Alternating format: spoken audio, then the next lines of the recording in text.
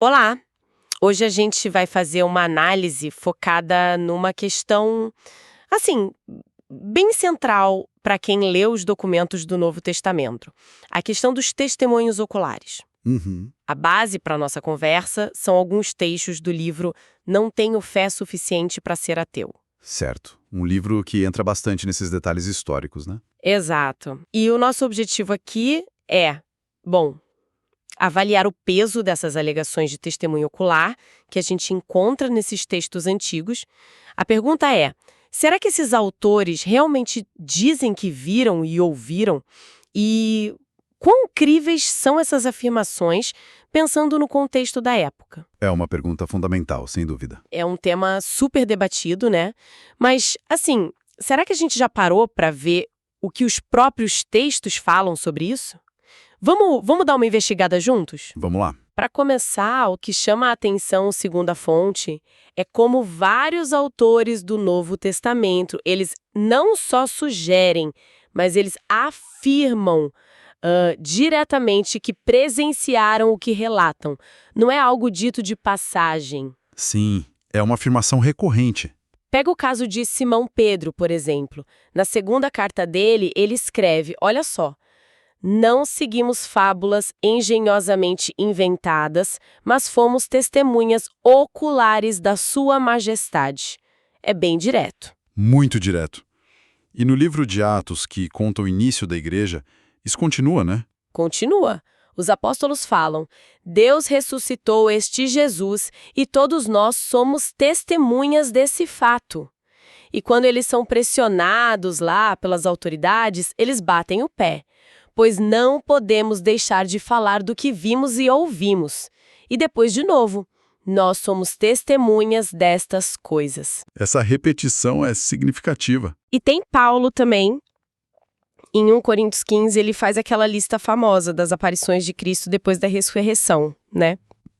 A lista é impressionante. Ele fala, apareceu para Pedro, depois para os 12, depois para mais de 500 irmãos de uma vez. E aí ele solta aquela, a maioria dos quais ainda vive. Quase um vai lá perguntar para eles, né? Exatamente. E continua, depois para Tiago, para todos os apóstolos de novo e por último para ele mesmo, Paulo. Certo.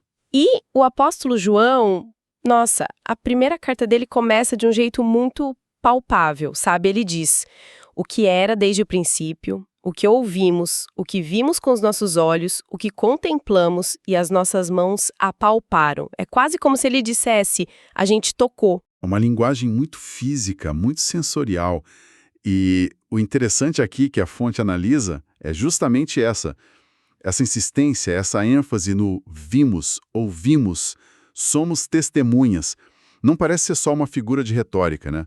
Parece ser um pilar da credibilidade que eles queriam para a mensagem deles. Faz sentido. E mesmo aqueles autores que talvez não estavam com Jesus o tempo todo, tipo Lucas, que escreveu o Evangelho e Atos, ou o autor de Hebreus, eles também fazem questão de dizer de onde veio a informação. Ah, sim. Lucas, logo no início do Evangelho, ele fala que fez uma investigação cuidadosa, conforme nos transmitiram os que desde o princípio foram testemunhas oculares. Certo, ele cita as fontes dele. Exato. E o autor de Hebreus diz que a mensagem foi confirmada pelos que a ouviram diretamente de Jesus.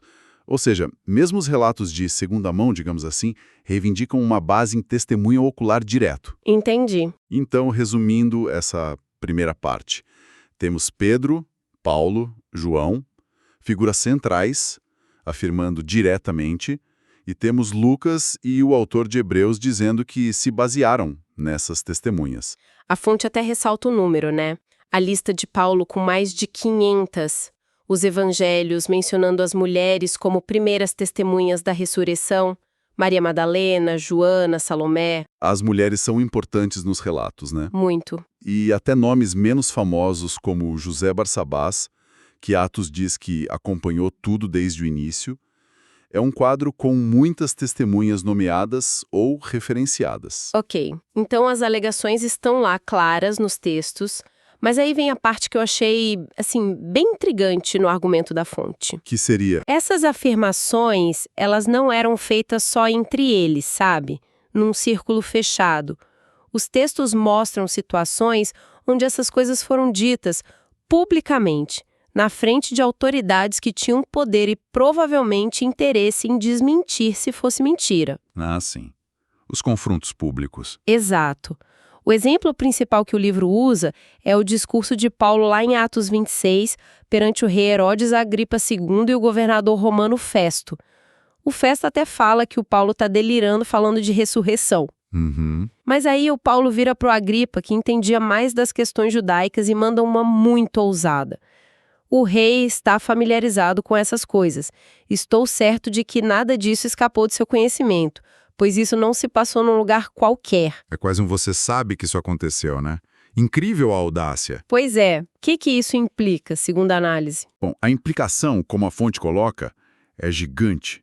Paulo está basicamente dizendo, olha, majestade, isso não foi feito num cantinho escuro. Esses eventos foram públicos e notórios. Se fosse tudo invenção, o risco de ser desmascarado ali na hora, na frente de um rei e do governador romano, seria altíssimo. Ele está apostando que os fatos eram conhecidos. Correto. Ele está colocando a credibilidade dele em jogo ali. E isso lembra aquele outro confronto anterior de Pedro e os outros apóstolos com o Sinédrio, lá em Atos 5. O Sinédrio era o Supremo Tribunal Judaico, né? Sim. E mesmo ameaçados de morte, eles respondem, nós somos testemunhas destas coisas. É preciso obedecer antes a Deus do que aos homens. A coisa ficou tão tensa que um membro do próprio Sinédrio, o Gamaliel, teve que acalmar os ânimos para não executarem eles ali mesmo. Nossa! Então, o argumento da fonte é que esse risco todo, esse risco pessoal que eles correram ao fazer essas afirmações na frente de quem podia investigar e punir, isso sugere uma convicção muito forte de que falavam a verdade. Sugere sinceridade. Certo, a sinceridade parece forte. Mas, claro, a gente sabe que sinceridade por si só não garante que o relato é historicamente preciso, né? Alguém pode estar sinceramente enganado. E isso leva a gente para a próxima questão. Tá, eles diziam ser testemunhas, mas esses relatos são confiáveis nos detalhes históricos. E como que a gente avalia isso num texto antigo? A fonte usa uma abordagem bem comum na história, né? Que é checar os detalhes, coisas específicas que podem ser verificadas por outras fontes, tipo arqueologia, outros escritos da época. Exato. A analogia que eles usam é boa. Loja que existia um evento local, a gente tende a acreditar que a pessoa realmente viveu aquilo, ou pelo menos conversou com quem viveu. Faz sentido. A precisão nos detalhes circunstanciais empresta credibilidade ao relato principal. E nesse ponto, o livro destaca a pesquisa de um estudioso chamado Colin Hammer sobre o livro de Atos dos Apóstolos, que a gente já falou que é atribuído a Lucas. Hammer fez um trabalho extenso. Parece que ele identificou dezenas e dezenas, a fonte fala em 84 fatos, só nos últimos 16 capítulos de Atos, que, segundo ele, foram confirmados por pesquisa histórica e arqueológica. 84 é um número bem expressivo. Não dá para listar tudo aqui, mas só para ter uma ideia do tipo de coisa. Sim, alguns exemplos. Detalhes de navegação, tipo a rota marítima correta entre um porto e outro, que Atos escreve. Ou como eles navegaram certinho de uma ilha para outra, considerando os ventos da região. Até uma manobra específica para águas rasas perto de Malta, que está descrita lá. Detalhes bem técnicos, né? Muito. E também títulos políticos locais. Lucas usa o termo politarcas para os magistrados de Tessalônica. Aparentemente era um título super específico daquela região da Macedônia, confirmado por inscrições, não era um termo genérico para governador. Ah, interessante. E ele chama o Galho, lá em Corinto, de procônsul, que era o título correto, e isso foi confirmado por uma inscrição famosa encontrada em Delfos, que até ajuda a datar a passagem de Paulo por lá. Sim, a inscrição de Galho é bem importante para a cronologia paulina. E tem mais. Conhecimentos de cultura local, tipo a menção de que falavam a língua licaônica lá em Listra, ou a existência de um altar ao deus desconhecido em Atenas, que outros autores antigos também mencionaram. Até o jeito certo de confirmar a cidadania romana está descrito ali. Essa precisão de Lucas em tantos detalhes diferentes é algo que impressionou muitos estudiosos, inclusive alguns que eram céticos inicialmente. A fonte cita o A.N. Sherwin White, um historiador de Roma Antiga. Que ele disse? Ele basicamente falou que tentar negar a historicidade fundamental de Atos seria absurdo, foi a palavra que ele usou. E cita também o Sir William Ramsay, um arqueólogo que começou a pesquisar na Ásia Menor duvidando de Atos, mas depois de décadas de escavação, ele concluiu que Lucas era um historiador de primeira linha, pela exatidão dos detalhes geográficos e culturais. Então a reputação de Lucas como historiador é forte segundo esses estudiosos? Parece que sim. E aí a fonte levanta o ponto crucial do argumento. Bem no meio dessa narrativa, que é cheia desses detalhes históricos e geográficos precisos, Lucas relata, sei lá, uns 35 eventos que a gente chamaria de milagres. Curas, exorcismos, até o caso do jovem Eutico que ele teria ressuscitado. Certo. Ou contraste. Exato. A pergunta que fica é: se Lucas é tão meticuloso com o nome do governador, a direção do vento, o costume local, por que a gente deveria assumir automaticamente que ele virou um fantasista descuidado justamente na hora de relatar os eventos extraordinários? Ele narra tudo com a mesma naturalidade. É uma boa pergunta. Desafia um certo preconceito contra um milagre, né? Exatamente, o que a fonte chama de viés antissobrenatural. Será que é justo descartar os milagres só porque são milagres, mesmo quando o autor mostra ser confiável em outros pontos que a gente pode verificar? A argumentação é que, se você não descarta a possibilidade de milagres logo de cara, bom, a precisão histórica de Lucas em outras áreas acaba dando mais peso para esses relatos incomuns também. Entendi o raciocínio. E eles estendem isso para o Evangelho de Lucas também, né? Sim, porque a autoria é a mesma, né? O estilo, o propósito, os dois são dedicados a Teófilo. E no começo do Evangelho, como a gente disse, Lucas fala que investigou tudo cuidadosamente. E o Evangelho também teria esses detalhes confirmados. Teria. A fonte aponta vários. Por exemplo, logo nos primeiros capítulos, ele menciona mais de 11 figuras históricas que a gente conhece de outras fontes. Herodes o Grande, César Augusto, Pôncio Pilatos, Tibério César, Anás e Caifás. Muitos nomes conhecidos. Sim. E menciona Lisânias como tetrarca de Abilene, que por um tempo acharam que era um erro de Lucas, mas depois encontraram uma inscrição que confirmou. E tem até aquele detalhe médico curioso. Qual? Em Lucas 22, quando descreve a agonia de Jesus no Getsêmane, diz que ele suou como gotas de sangue. Isso é chamado de hematidrose, uma condição médica real, embora rara, ligada a estresse extremo. É o tipo de detalhe que sugere um relato muito próximo, talvez de testemunho ocular mesmo. Dificilmente seria inventado. Nossa, interessante esse detalhe. Então, com base nisso tudo, a fonte reforça a conclusão lá do Ramsay. Lucas é um historiador de primeira linha. E a implicação disso seria que, se Lucas é confiável, isso acaba dando um suporte indireto para Mateus e Marcos também, já que eles contam a mesma história básica sobre Jesus. Ok, o argumento para Lucas parece bem construído, baseado nesses detalhes. Mas e o Evangelho de João? Porque esse, muitas vezes, até alguns estudiosos veem como mais teológico, talvez menos pé no chão histórico, com aqueles discursos longos, muito simbolismo. Como a fonte lida com João? É uma ótima pergunta, porque essa percepção sobre João é comum. Mas a análise no livro contesta essa visão, de que João seria só teologia desconectada da história. Eles citam pesquisas como a do Craig Blomberg. O que o Blomberg diz? Ele argumenta que, apesar dos discursos longos e das conversas que parecem íntimas, tipo Jesus com Nicodemos ou com a mulher samaritana, João também mostra um conhecimento impressionante de detalhes bem específicos da Palestina antes da destruição de Jerusalém em 70 d.C. Blomberg teria listado uns 59 detalhes em João que são considerados historicamente confirmados ou pelo menos muito prováveis. 59 também é bastante. Que tipo de detalhes? Vem de várias áreas.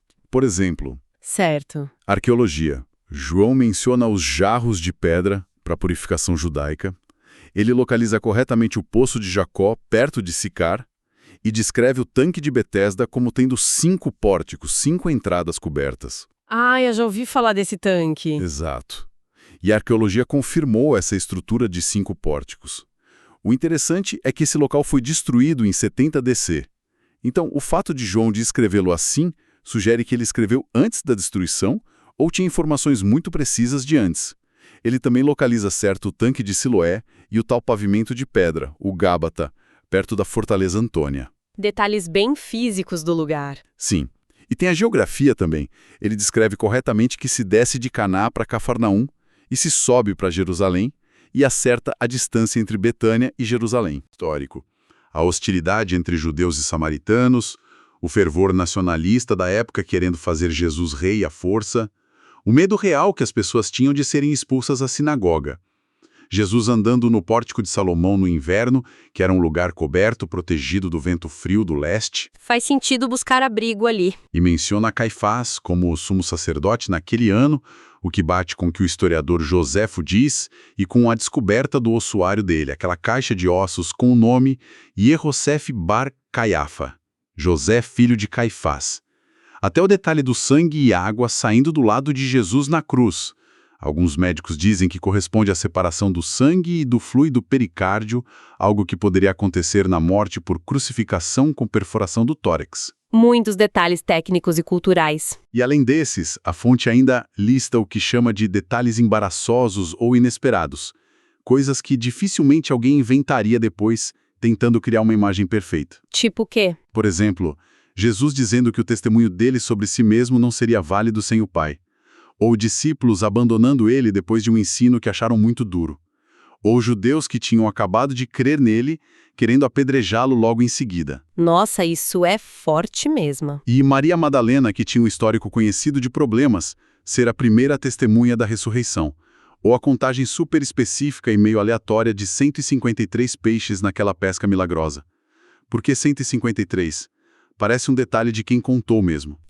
Não parece algo que se inventa facilmente. Então, o argumento que se monta é, se você junta tudo isso, o conhecimento de conversas íntimas, mais a precisão nessas dezenas de detalhes geográficos, arqueológicos, culturais da Palestina do século I, e ainda a inclusão desses elementos embaraçosos que não ajudariam uma agenda teológica posterior, a evidência começa a apontar forte para João ser mesmo uma testemunha ocular, ou ter acesso direto a testemunhas oculares. Entendi. A soma dos detalhes cria um quadro. Exato. A conclusão que a fonte apresenta é bem direta.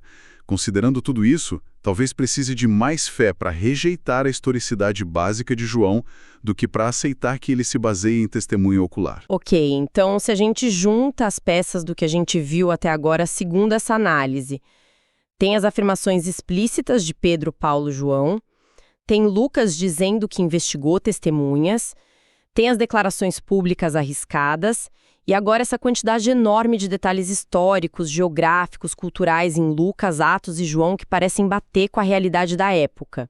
Falta alguma coisa. Corroboração externa. Sim, a fonte também entra nisso. Eles reforçam que os autores do Novo Testamento não escrevem num vácuo. Eles colocam a história de Jesus e da igreja primitiva dentro de um quadro histórico real, mencionando muitas figuras públicas.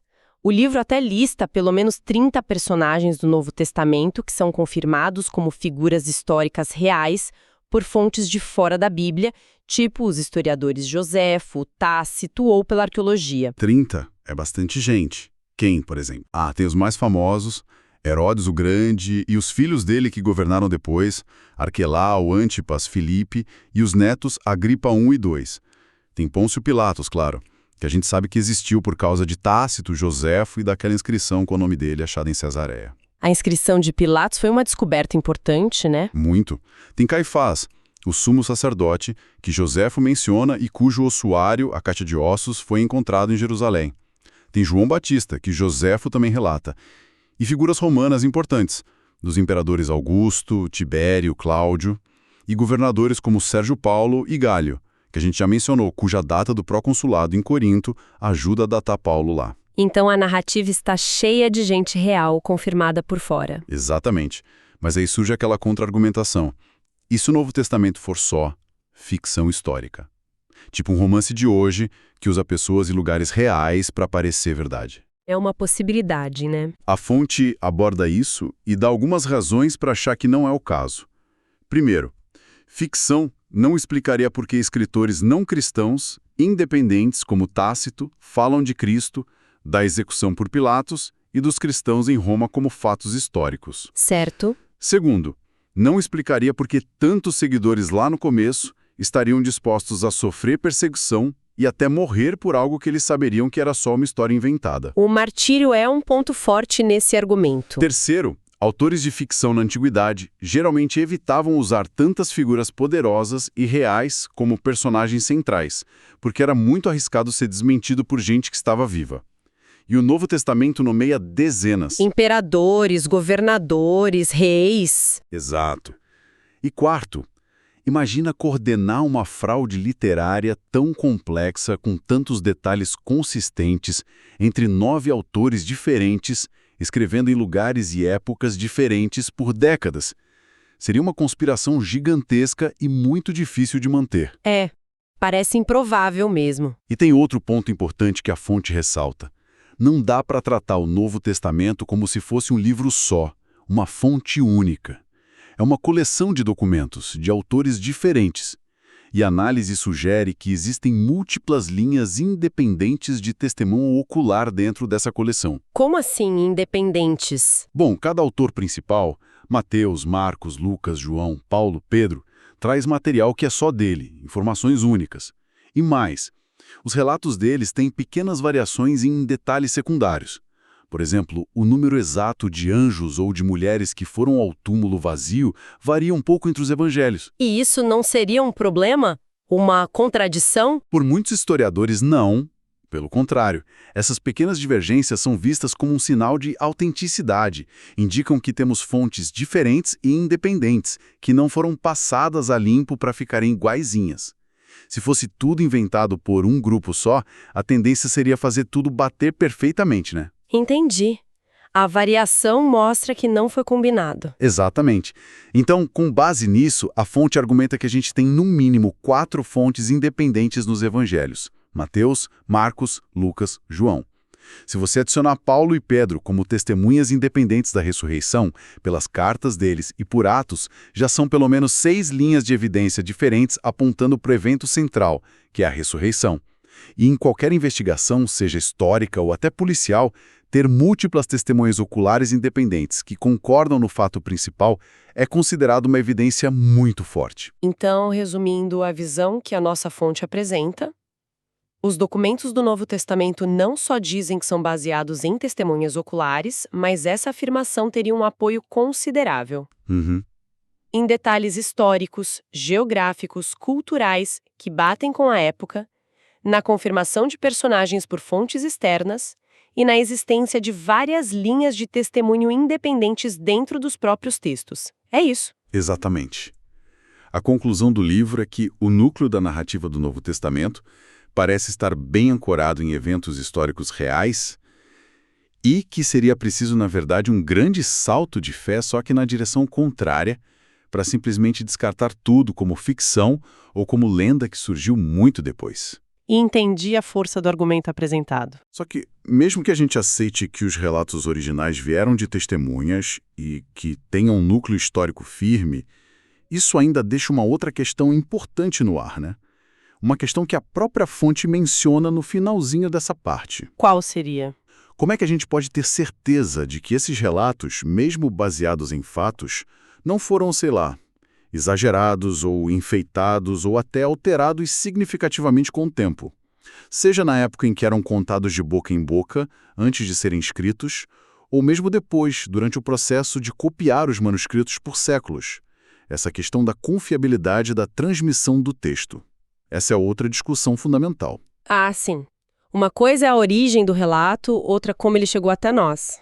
É um ótimo ponto. Exato. E com essa pergunta aí no ar sobre a preservação da mensagem original, a gente encerra essa nossa análise de hoje, que foi focada nas evidências para o testemunho ocular nos textos do Novo Testamento, olhando pelo prisma do livro Não Tenho Fé Suficiente para Ser Ateu. Esperemos que essa exploração dos argumentos tenha sido esclarecedora. Sim, e essa questão da transmissão, das possíveis alterações, é um ponto crucial mesmo e um convite natural para a gente continuar explorando a confiabilidade desses documentos antigos em outra oportunidade. Fica aí para a gente pensar. Exatamente. A exploração pode sempre continuar. Agradecemos muito a companhia de todos nesta análise.